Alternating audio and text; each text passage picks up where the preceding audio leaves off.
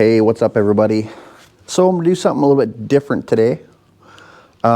Just talking about some new trapping bills that are trying to be introduced into legislature. Now, when I talk about this, you guys, I don't know. I'm not very good at all this stuff. You know, it's just something that's been brought to my attention. Some, like I said, some bills that they're trying to pass for some new laws that really affect trappers.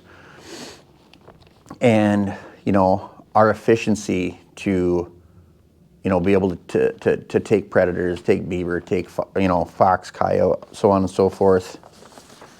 I'm just going to read some literature here.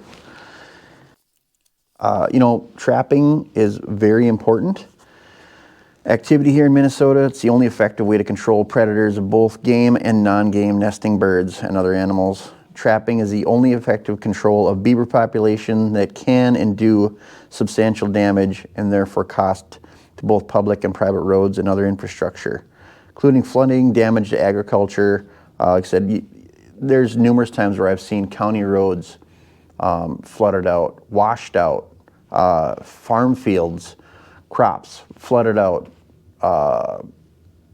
people's property, just woods where they were, you know, 3 months ago, and they're going to check their land for deer hunting, so on and so forth. Now their 80-acre parcel is now underneath 4 feet of water.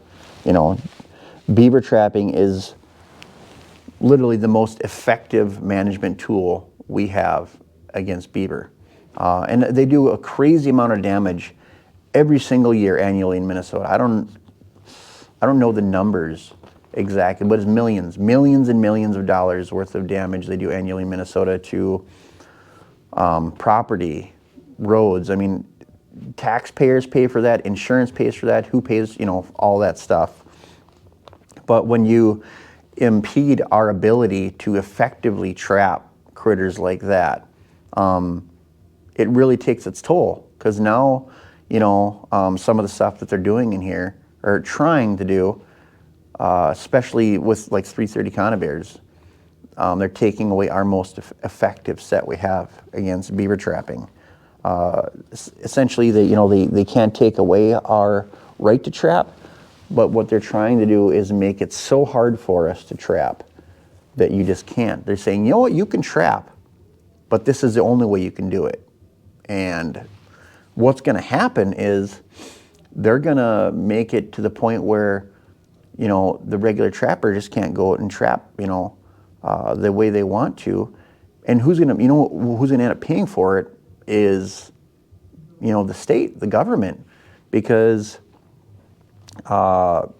nuisance, you know, trapping and so on and so forth is going to get to the point where the regular trapper doesn't want to trap anymore. So now, you know, nuisance guys are charging $500, $1,000, $2,000, whatever, you know, per beaver, because the truth is, I mean, that's where it's going to get to be. It's going to be such a problem that, you know, there's only going to be a skill set of people that can take these beaver, and essentially, you know, the taxpayer is going to end up paying out of pocket. So, you know, just help out the average guy and let us, you know, do our thing, the way that we can safely, in fact. So trapping is extremely important economically. The sale of furs and fees received for nuisance animal removal is important to trappers throughout Minnesota. Trapping is an activity that gets both young and old people, young and adults, into the outdoors. It teaches responsibility. Traps have been checked regularly, and special bonds are formed between parents and children while on the trap line. I can attest to that. I've had numerous people message me and say, "Hey, you know what? Me and my son, we used to argue so much, or we used to have so many problems with them, until they got into trapping, and then they calmed down." And it's just, you know, trapping is something that really takes dedication and perseverance, and you really have to focus on it. I've had people message me and say, you know, I used to argue with my kids, and since I started trapping my son, or my daughter, or my brother, or so on and so forth, like, after watching your videos and learning how to trap, it has changed our lives. So trapping literally changes lives and brings people together as well. The Minnesota DNR harvest reports show that since 1995, trappers have taken approximately 7.5 million fur bearers, of which approximately 3,139,150 are predators, many of which predators of nesting birds.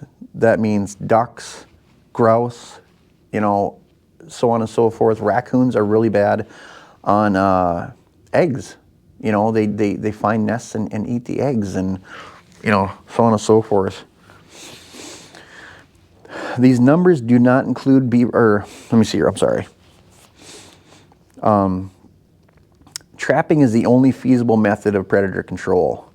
The same with beaver control. Trapping is the only practical way to control beaver. Since 1995, Minnesota trappers have taken over 1.4 million beaver. It's almost 1.5 million beaver. These numbers do not include problem beaver taken by permit during closed trapping season. So the beaver harvest is actually much higher. Those 1.3 million beavers are taken by trappers without compensation from taxpayers. That's us going out because we love it, and it's challenging. It brings you together, and it's economically better, for the state. Beaver's damage to roads, timber, and property can ruin counties and private property owners into thousands, even hundreds of thousands of dollars in damage. Through the efforts, the Minnesota DNR, the MTA, and individual trappers, all populations of fur bearers in Minnesota are thriving. There's never really been a shortage of fur bearers in Minnesota. The only thing that I've really seen impact fur bearers is disease. Distemper came through Minnesota a number of years back, and it made its impact on raccoons and stuff. But through proper management and limits and everything, sportsmen like trappers like me and everybody else out there, it's just done great things for Minnesota. And those fur bearers are thriving, and they're a renewable resource. You got to remember that too.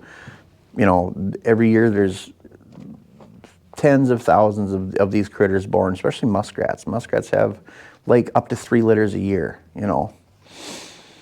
In past legislative sessions, there have been discussions on placing new restrictions on trapping, including on certain traps and snares. Modern trapping is already one of the most heavily regulated of all outdoors activities, which is true. I mean, every year people impose a few more restrictions on us, making it harder and harder for us to trap.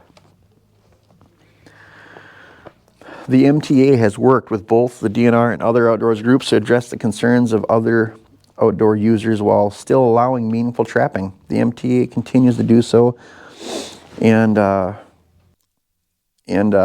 if you have questions or concerns, please contact the MTA, and they will meet with you and discuss realities of modern trapping in Minnesota. Even me, you guys ask on my YouTube channel. I'll answer these questions the best I can, and might I add, I know there's a lot of trappers out there that are not members of the MTA, and if you're from Minnesota or any of your other respective states, I urge you to become a member. I was not a trapper of the MTA up until a year or two ago. I was just a trapper. There's a lot of trappers out there that are not members. It helps, get money into hands where that it can be used for people defending our right to trap. Just all kinds of things. Classes on people trapping, so on and so forth. There's so many great areas. So if you're a trapper that's complaining about regulations and stuff getting tighter, if really to be complaining, you should be a member of your local association. So if you're a Minnesota trapper, I would say go and join the MTA right now. I did it, and I don't regret it. Body grip traps and boxes and cubbies with overhangs have successfully alleviated dog catches. Elevated sets are not effective in catching animals, and young and old trappers would have difficulty using them. The Minnesota Trappers Association was instrumental in moving the Fisher, Martin, and Bobcat season to the end of December to help alleviate dogs and trap incidents. Even though the snow and cold make it more difficult to trap, which I can contest to, overall there have been a few hunting dogs caught. Overall, there have been very few hunting dogs caught. and there hasn't been a hunting dog caught for years. Current trapping regulations already safeguard dogs and still allow meaningful trapping. Bills HF 945 and SF 855. HF 945 specifically directed against trapping, and although SF 855 is not specifically against trapping, it definitely would affect trapping. SF 1316, authors Hoffman, Abler, and Dibble. HF 1299, author Fisher. Would require all conibears larger than a 110 to be fully submerged unless specific criteria are met, which are unless recessed 12 inches into a vertical box with the opening facing up. So that means your trap would have to be 12 inches into a box, which is 4 feet above the ground, and that box has to be facing up in the air. That means Fisher, Martin, whatever, would have to climb a tree and then climb back down into the box to get caught, okay? Even 4 feet above the air with one recessed pointing down, I mean, the likelihood of a dog or anything getting up in that box are extremely slim to none. There's absolutely no threat, you know, of a dog getting caught in a set like that. I mean, the restrictions we have right now are very, very safe. Okay. Another criteria, unless at least 5 feet above the ground or snow, so half submerged 330s will be illegal. Okay, I'm going to touch on that because that one affects me and beaver trappers in general. So the most effective set that I have, and you guys have seen on my channel, is a half submerged 330 behind a caster mount set. That set is so extremely unlikely to catch a dog or any non-target, you know. That set is extremely unlikely to catch a dog. Like, I think since the mid-90s, there's been one dog caught in a half-submerged 330 out of the millions and millions of beaver that have been caught in this set. You take that set away from us, and it's really gonna affect our way to effectively trap beaver. So let's say we're in a shallower pond, and you know the 330 set on this private property that's half submerged is taking all these problem beaver out. Well, you take that set away, now you're reduced to a foothold that is not in water shallow enough to drown that beaver. So now you've effectively taken away the set that takes so many beaver, thousands of beaver a year in Minnesota, tens of thousands, 10,000 plus beaver a year in Minnesota during the springtime and fall. And now you're really, like I said, you're gonna remove our most important set that we have to take beaver away. And that's really an extremely safe set. So in reality, there is no plausible reason behind taking that set away from us. You know, it doesn't affect us. You know, it doesn't affect anything. It's not catching dogs, it's not catching, you know, so on and so forth, in traps. So for no reason at all, this bill wants to take away that particular way to set a trap, which is in the long run, going to affect the state by millions of dollars more being done in damage to property by, you know, taking that set away. There's really no reason for it at all other than somebody just decided, hey, I think we should take that set away. Dog-proof traps. Must have pull triggers only. No meter fish for bait. Okay. I trap raccoons. I've used chunks of fish for bait in these dog proofs. So they make a trigger that the raccoon puts their hand in, and you push on it at the bottom of this hole, and it sets the trap off and catches the coon. They also make one where you have to effectively pull, you know, reach down, and the raccoon has to pull on that in order to set that trap off. Where there are extremely rare incidences of where, you know, a cat or something has put its paw in there and gotten caught. But once again, they're extremely rare and does not happen very often. So making it harder for us to trap. Must have a 1/2-inch plug on the top, which are not commonly available, so you'd have to plug the top of your DP with something. I've seen people use golf balls and so on and so forth, but it's something else that, is really unnecessary. This one here is really bad for us. Must contact a CO within 24 hours of catching a dog or a collared animal in a trap or a snare, even if you're on your own property. So, and if the animal is dead, you will lose your license for 5 years and can be charged with a serious crime. So, okay, I'm on my property back here. I own 500 acres of land. I'm a deer hunter. The coyotes have just ravaged the land. They're killing fawns. They're killing nesting turkeys that are they find at night, whatever. And I'm going to go out and I'm going to trap some coyotes. Okay, I make 5 coyotes set on my back property, all perfectly legal, and I go out tomorrow, boom, and I accidentally catch the neighbor's dog or just a random dog that is going through the property, and for whatever reason, which is rare, but still it could happen, overnight it succumbs to the elements or whatever. Okay, so now you caught a dog that is wandering off of its own property, or just one that was passing through from wherever, and that dog gets caught in your legally set foothold trap and it expires. You will lose your license. You will lose your trapping license for 5 years on an incidental catch that is out of your control. The landowner isn't, they're not watching their dog, they're just letting it run around, do its own thing, and it happens to come on your property and you get caught. It gets caught in a trap and expires. They put that on you. It's not on the landowner or the dog owner or anybody else.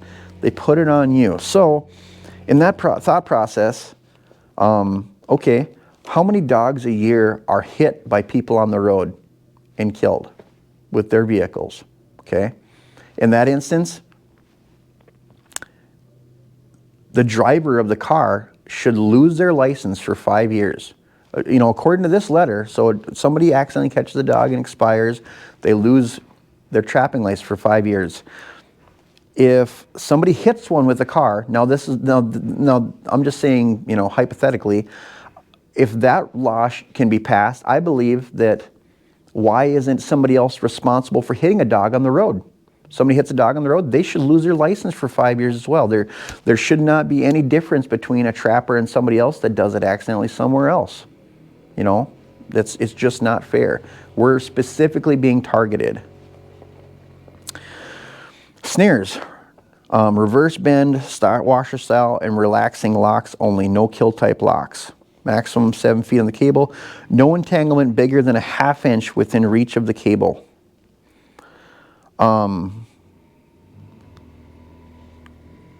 So that means, I believe, correct me if I'm wrong, that means no entanglement within a 1/2 inch or is it a 1/2 foot?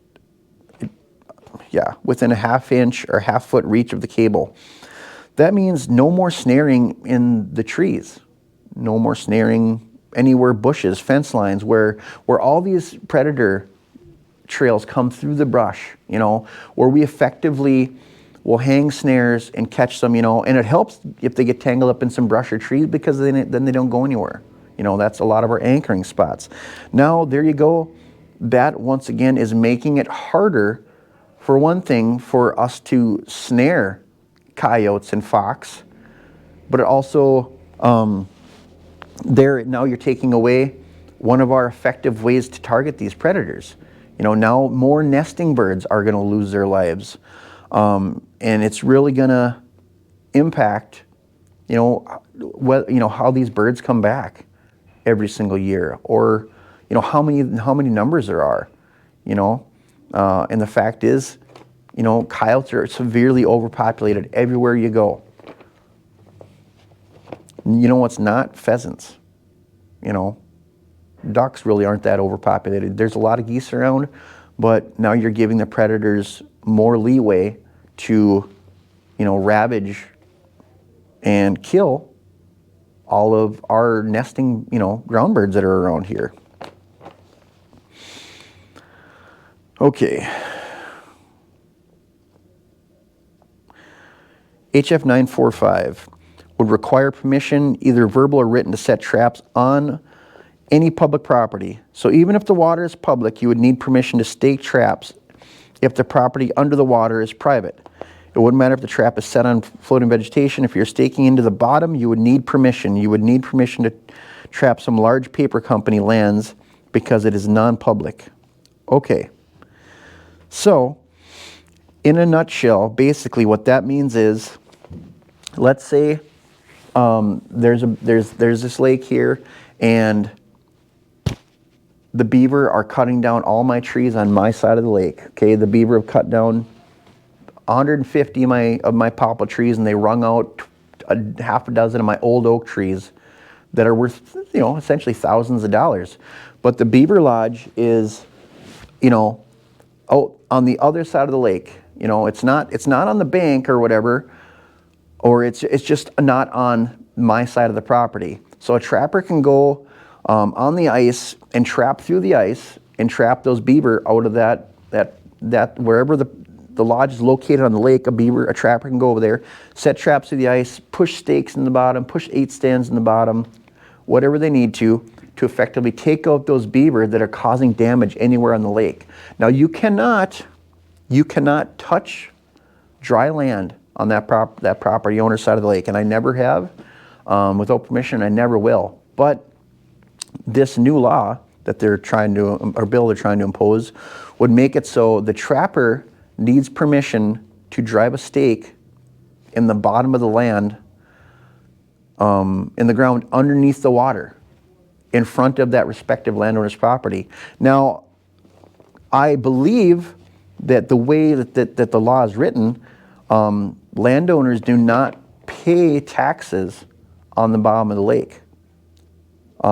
So, if this bill were to pass, then the state or government would have to start charging property tax on all that land under the lake, because if you have to get permission from that landowner, that means that they own that land and they pay taxes on it. Okay? Everybody remembers that. And think about that. If you have to get permission to drive that stake in the bottom, that means that landowner pays taxes on that land because it's his property. Where as of right now, I don't believe that they have to. So if that were to pass, they would have to rewrite a whole bunch of new stuff, bills. And then it gets to the point to where, would that bill be about trappers, or would it be about, the government or the state making money off of land? Because if they're not making tax money off the land, and now, they have to tax that land because trappers need permission from these people, and that's the only way it'll work, is because they have to own that property and pay taxes on that property under the land to require trappers to drive a stake in the bottom of the lake. So if that were to pass, all the landowners out there need to look at the state and say, hey, what's going on here? Because, like I said, they would have to tax people now on that lake in order to pass that bill. But once again, that just impedes our ability to effectively trap beaver. Okay. Okay, so overall trapping is currently the most regulated outdoor activity. It really is. Trappers are very responsible. We're caring people that take trapping very seriously, and I do. A lot of people on my YouTube channel, haters will come and say, you don't care at all about animals. You just bloodlust. And that's just not true. I love animals. Like, I love them. I respect, beaver highly. They're environment's engineers. They can do great things. They can create entire ecosystems, but they can also do a lot of damage. So even though they are great, I've seen them do great things, and I love going to certain places and seeing them work, and where they're not causing any damage, to property and so on and so forth. But then you get to the instances where they're damming up and flooding people's fields, so on and so forth. So we are responsible. We do care about the land. Like, sportsmen are like the greatest conservationists out there, because we can effectively help manage populations with trapping, and still assure like a very healthy population of these critters. Incidental catches of animals are very, very rare, and more restrictions on trapping result in more restrictions on trapping will result in trapping in name only. No meaningful trapping will exist. Trappers and dog owners will have responsibilities, and the severe restrictions in these bills unfairly shift everything to trappers. So that means, like I said, my property, I'm out trapping wherever I want to. Somebody 27 houses down, their dog wanders off their property, doesn't come back for 3 days. You instantly catch it in a trap that was meant for a coyote. You lose your license. No, they have no responsibility. Yes, I mean, they'll have emotional, distraughtness, but that doesn't put physical responsibility on them. Now it's pushing it solely on the trapper. It's your fault. You don't get to trap for 5 years. Not fair at all. Since 1995, Minnesota trappers have caught over 3 million predators of ground nesting birds. Trapping is the only effective method of controlling, especially predators and beaver. We catch the vast majority of predators and beaver for free.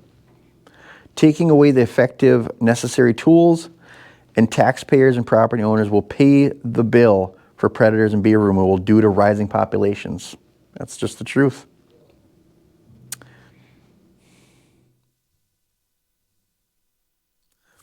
Rare instances have occurred where dogs and traps over the years have either been in illegal sets, where another law wouldn't have mattered because it's an illegal set, just like criminals, there have been trappers out there that make sets that they should not. So, just like a criminal that steals a car, those trappers should be prosecuted and have certain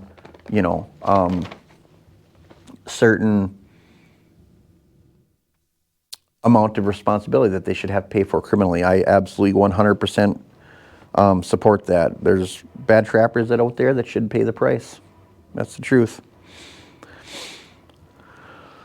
A lot of them, non-trappers trying to catch animals like skunks in their yards, and I've ran into that numerous times. Even with beaver trappers, people put traps that shouldn't even be out there. They have a skunk they want to catch, so on and so forth. And a non-trapper will go, somewhere and buy a trap and say, "I'm going to catch this skunk that's in my yard," and they catch their dog or their neighbor's dog. That's not a responsible trapper.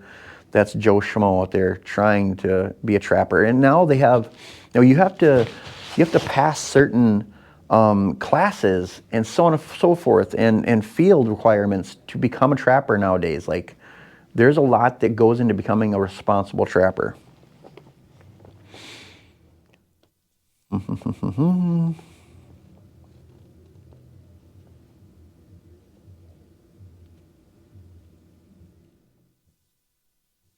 Since 1995, beaver trappers have caught approximately 1.5 million beavers. Only one unfortunate incident reported where a dog was killed in a beaver trap. That is very unusual.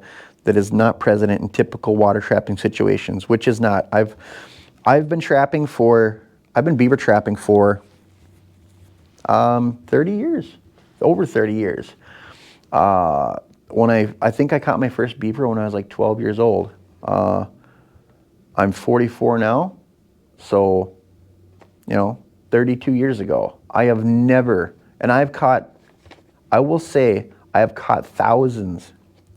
I would say I would caught upper of 5,000 to 6,000 beaver in my life, in various sets, but I've never caught a dog in a half-submerged 330. And I don't know any of my friends that have caught one in a 330. It's very rare for it to happen. Body grip traps are the most widely used tool to trap beavers. It's true. I do use some footholds. They have their areas of situations where you would rather use them, but we need 330s in these situations that are half submerged to sufficiently take beaver. Having fully submerged beaver traps will take away the effectiveness of the trap. Often there is not sufficient water within a reasonable distance of the bait to fully submerge the trap. You know, there just isn't. Once again, it will severely damage our ability to trap. It does not make sense to take only effective tool when there's been one incident of a dog and 1.5 million beavers trapped. I would like to know the percentage on that. What are the chances that you're going to catch a dog in there? You probably have a better chance of winning the lottery. Experience has shown the body grip traps in half submerged water sets currently allowed are highly safe. They really are. Talking points. Okay, so HF945 specifically targeted against trappers and trapping. SF855 isn't specifically against trapping, but it definitely would affect us. HF945 discriminates against trapping and treats trapping differently than all other outdoor activities. Current law does not require permission for non-agricultural property for recreational activities if the property is not posted. That means if you're a landowner out there and you don't post, you know, your property at all, don't put a posted sign, don't, you know, if you don't put a name and a phone number on there, essentially a hunter or somebody can go in there and hunt until somebody kicks them off there or whatever. Okay, me personally, I don't go on posted property regardless. I don't go in some place that I don't have permission on. Landowners, it really help out all the outdoor activity guys if you would post a name and a phone number on there for us to reach. There's been a lot of times where there's no posted number on there, and a couple years later I get a hold of the property owner and they say, oh my gosh, it would have been so nice if you would have trapped these beaver 5 years ago. And I'm like, I've been driving by this property for 10 years wanting to trap beaver on here, but you never post your information. Not a name, you know, your phone number, so on and so forth, nothing. Onyx, you can now get a tax address and stuff, but still, without a phone number, we cannot, you know, get a hold of somebody and effectively ask permission, which, you know, helps me and really helps a lot of landowners because I know you guys don't like all your trees being chopped down. You know, that's money, you know, out of your pocket. Okay. Current law does not require blah, blah, blah, blah, blah. This bill would not change the current law for any recreational activity except for trapping. Okay. Deer hunting, small game, and predator and hound hunting would not need permission, but trapping would. Okay. So they want to change the law to where everybody else can, like, so coon hunters, deer hunting, small game hunting, predator and hound hunting, all those guys can still go onto these people property that is not posted and you know hunt and do all that good stuff without permission, without repercussions. But a trapper, specifically a trapper, if he does it, you're now in violation and you can get charged.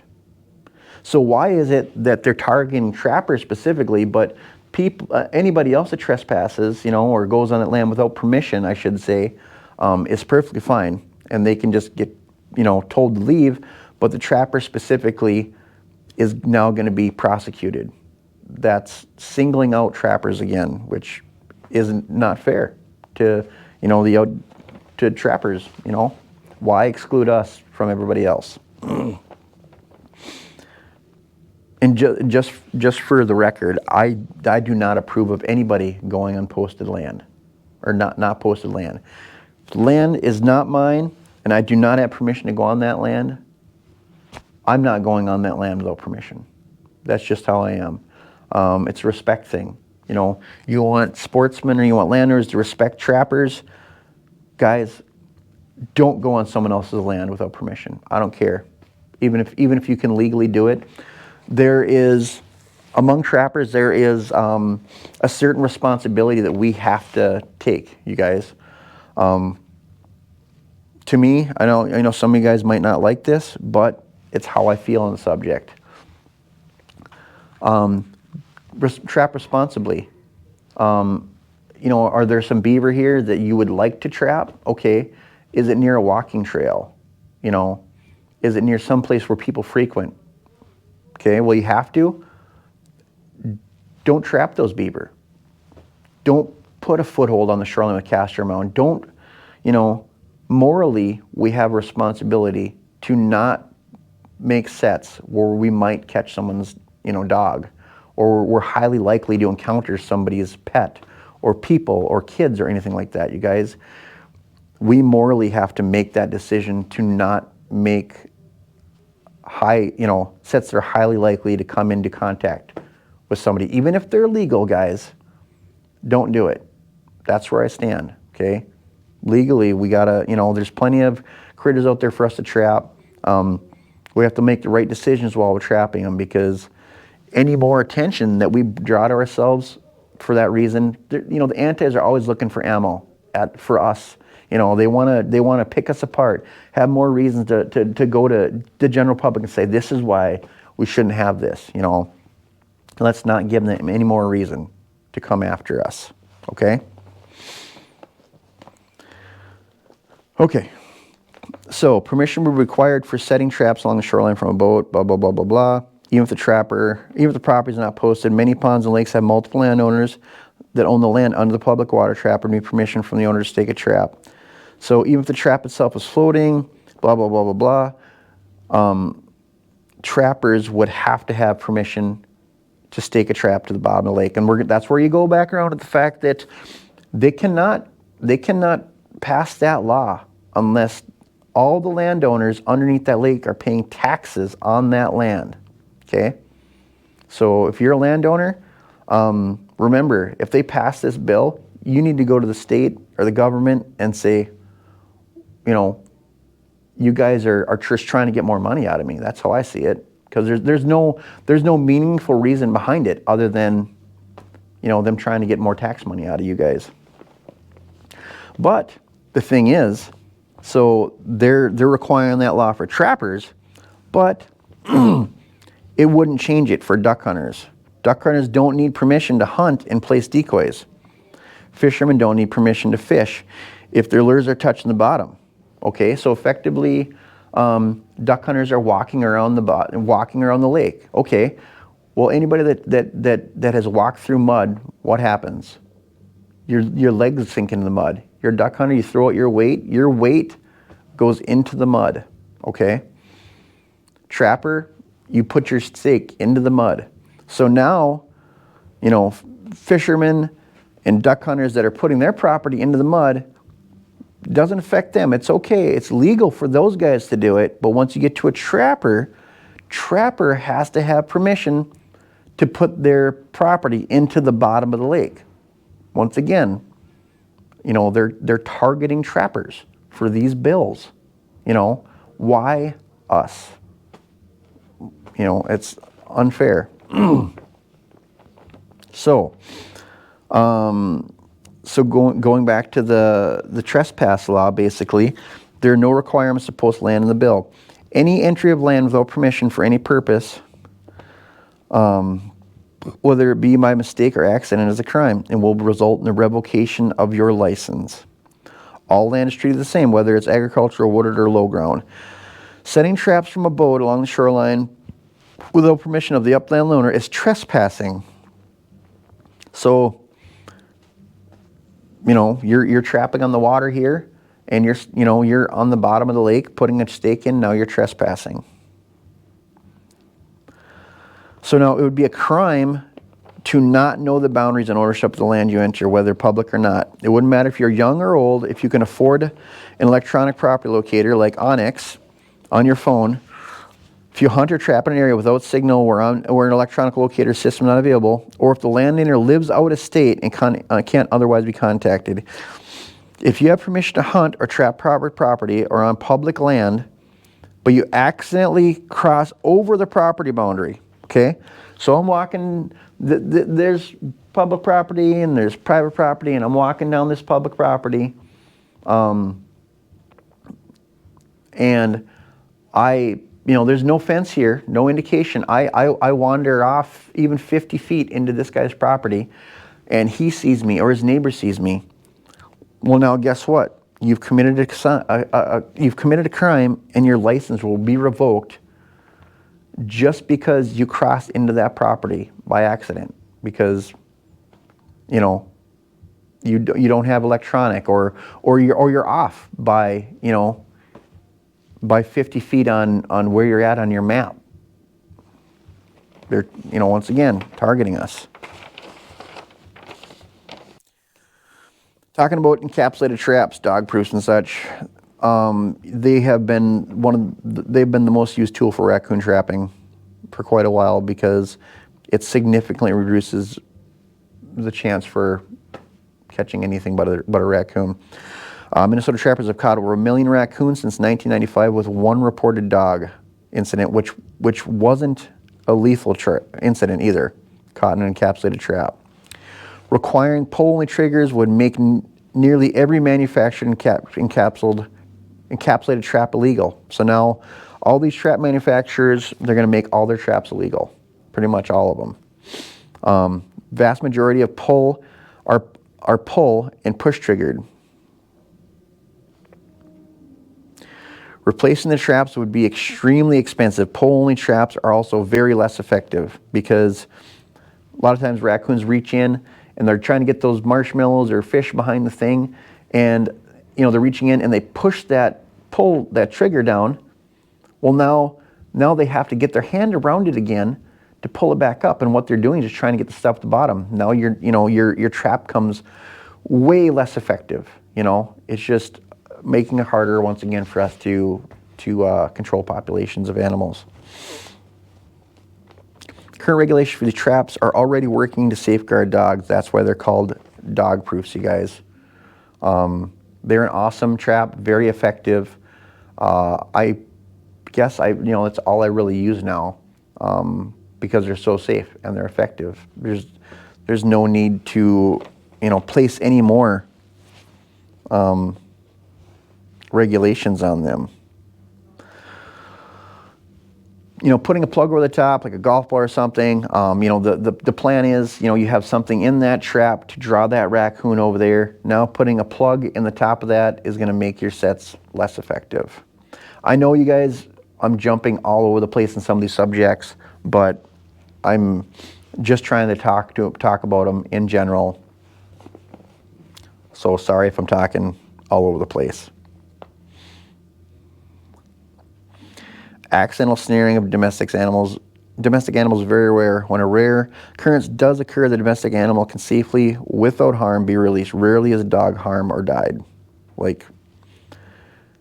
Snares are basically meant to catch the animal, and when you get there, quite often they're just sitting there extremely calm. Same thing with a foothold. You get there, they're calm, very collective. Dogs that have been snared, they've been released safely.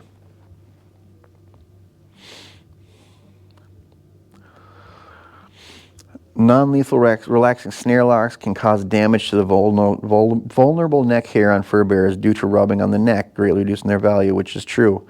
That you have that spring and stuff in there.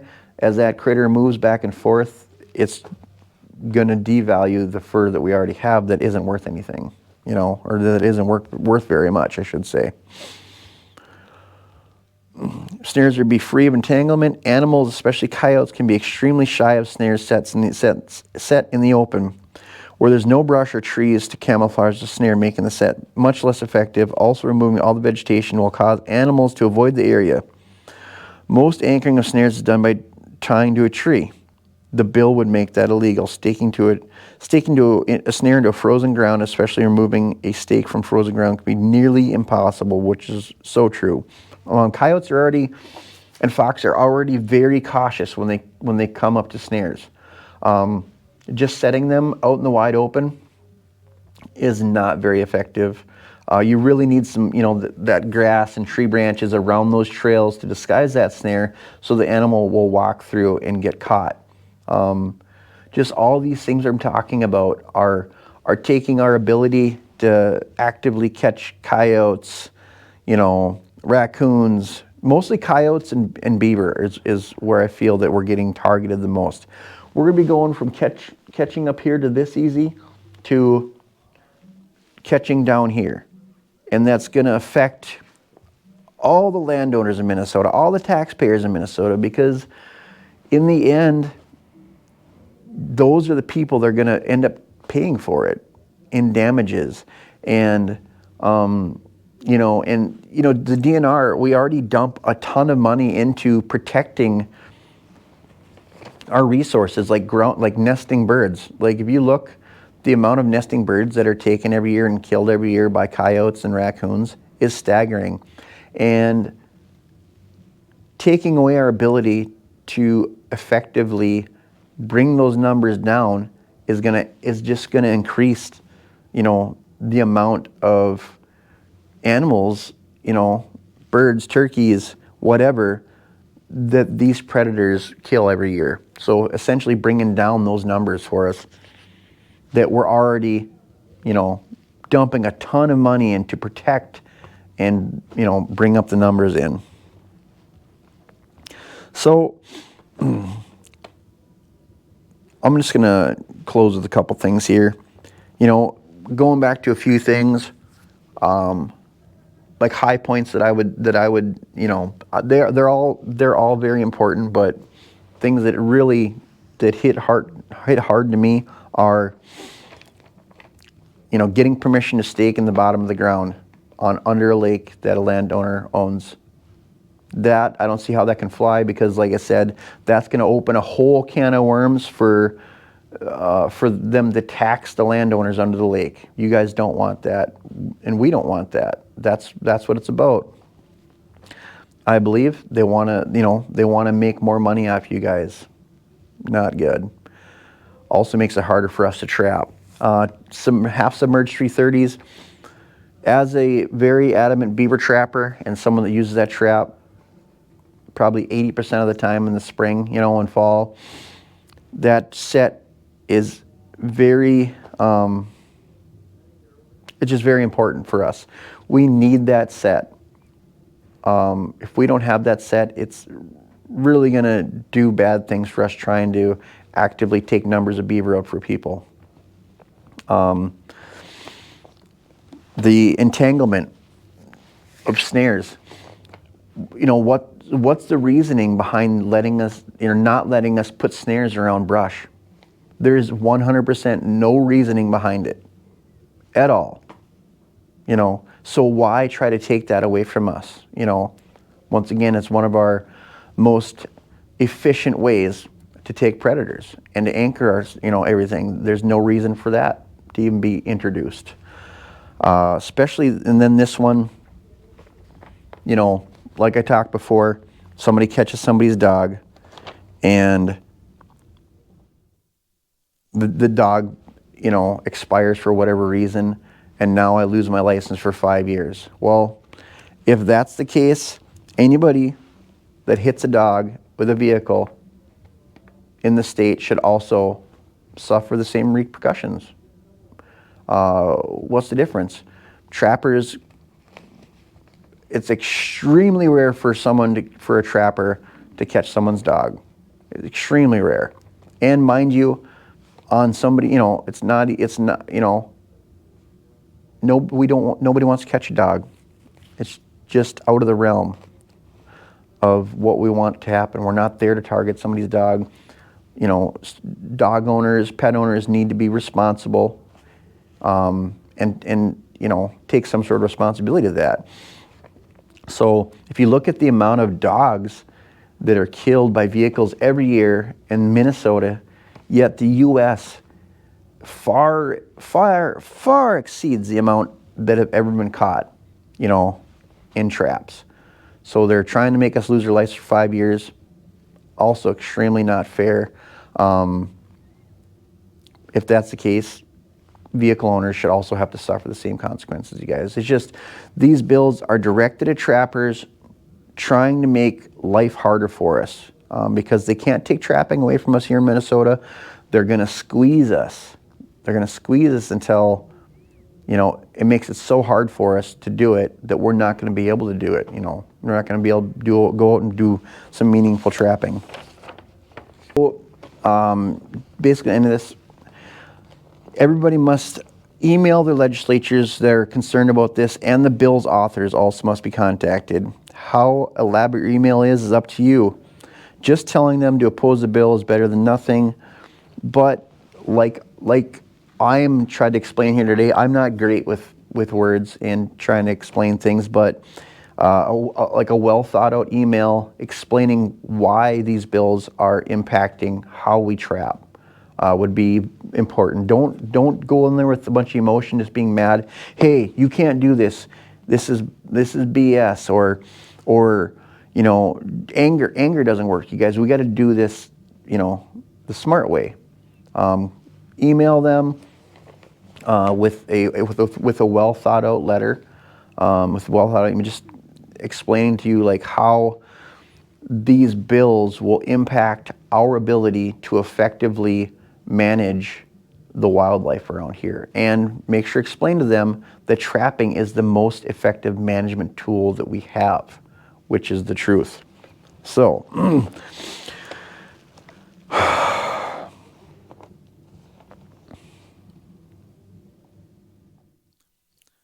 although when contacting the office, you should elaborate so they know why you think the bill is terrible. When emailing the legislatures, feel free to use some of the talking points below, but be respectful, you guys. That's one thing. Be respectful. Just explain to them why the bill is gonna, how it's gonna hurt us, and just do it well thought out. Don't ever make threats against these people. That's not going to get you anywhere. Beating your arms on your chest and yelling is not going to get you anywhere. Thoughtful emails is what is going to help us, get through this. Now, don't copy my exact words from this onto your emails, because you don't want every single email to look the same. This is a letter from the MTA that, I was like, this is everything I was thinking, and I was coming to here, and hopefully the MTA isn't angry at me for, helping put this letter out there. I guess if they are, they're going to contact me and say something about it. But this is exactly what I was thinking. Me personally, these are my exact feelings on it, on how it's going to affect our way to take these critters.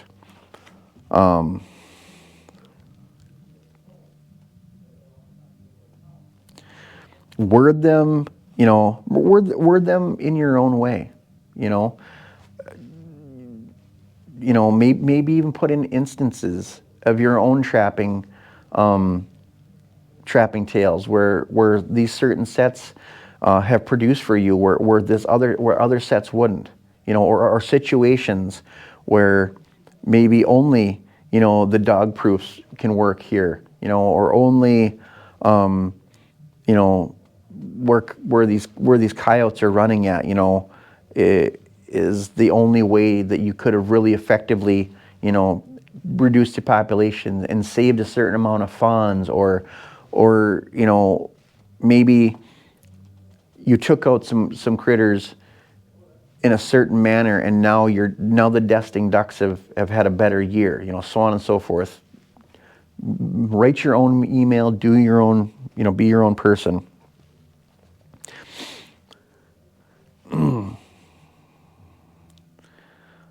I wouldn't say make your email 10 pages long, because guess what? These guys, they don't have time to read, a 10-page email.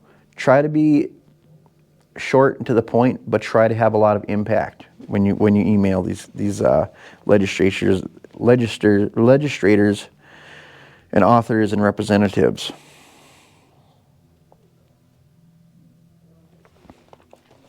Like I said, when you do these emails, maybe just start them out with, my concern with these bills are, or you know, in regarding to these bills.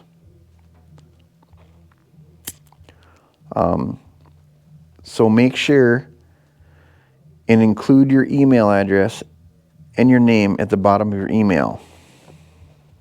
So bills that start with SF are Senate related, and HF is House related, is House of Representatives.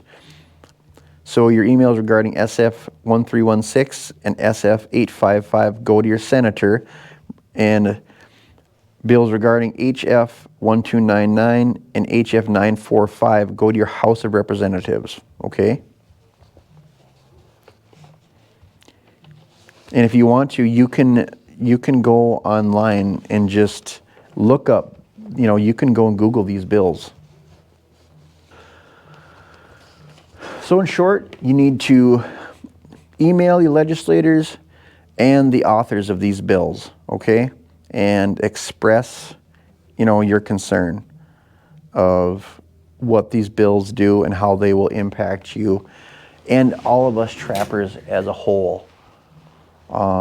Yeah, so I've never made a video like this ever, and I hope it makes some sort of impact on everybody and makes everybody aware of what these bills can do if passed. So express your concern in the right areas, and let's keep trapping a great tradition. Let's keep it effective, an effective management tool for all of us, and you know, let's just enjoy the outdoors the way that we always have, and we want our generations to come enjoy them. So thanks you guys for listening to me today. Drop your thoughts below, and everybody that's watching this video, I want you to read the comments down below. If I see some important points or something, I'll probably pin those in the description down, or in the comments down below. Yeah, you guys, thanks for your time, and catch you when the ice starts thawing.